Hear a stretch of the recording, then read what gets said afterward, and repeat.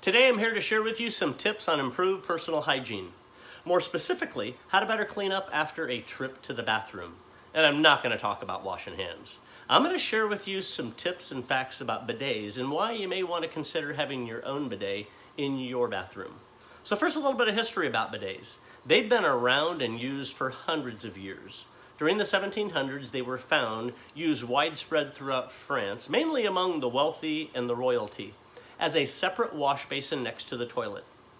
They became very popular and grew widespread throughout Europe. Some facts: Americans use about 34 million rolls of toilet paper a day. By incorporating bidet use, we can reduce that by as much as 75%. That's big. In addition, to make this roll of toilet paper, it takes 37 gallons of water. That equals about 3 gallons per number 2 visit to the bathroom. On the other hand, each bidet use requires as little as 16 ounces of water per use. That's a 24 times savings of water each use. That is huge. On top of that, for personal hygiene, bidets have been proven to be extremely effective on controlling rashes and eliminating spread of infection.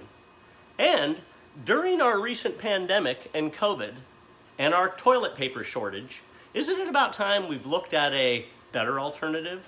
I'd say so. So the big unanswered question is, why haven't Americans taken a liking to bidets? Well, bottom line, we haven't chosen to make it as part of our own personal hygiene. Americans were first introduced to bidets during World War II as our armed forces were traveling throughout Europe. They found them widespread used throughout brothels. Now, why our armed forces were in so many brothels? Well, that's a story for another time. But unfortunately, Americans had an association with bidets and prostitution.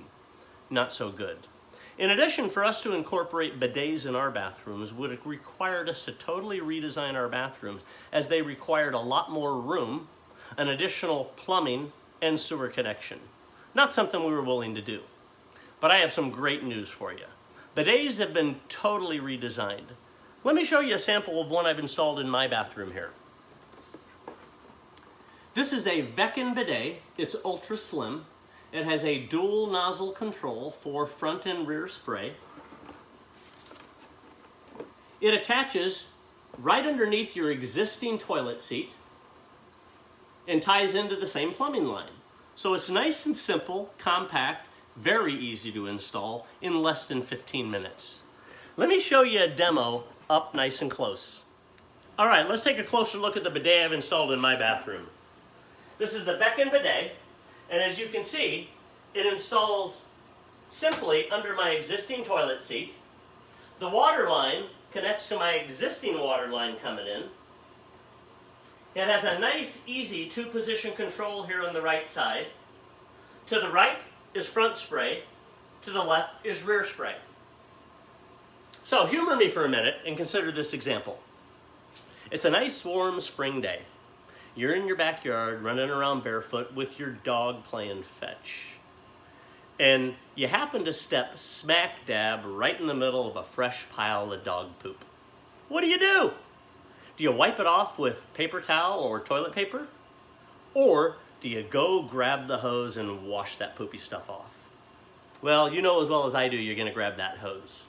So what's the difference? When you're in the bathroom and you want to get rid of that poopy stuff, there's no better way than to wash it off. Okay, by now, I probably have you pretty convinced you need your own bidet, because nobody likes poopy stuff.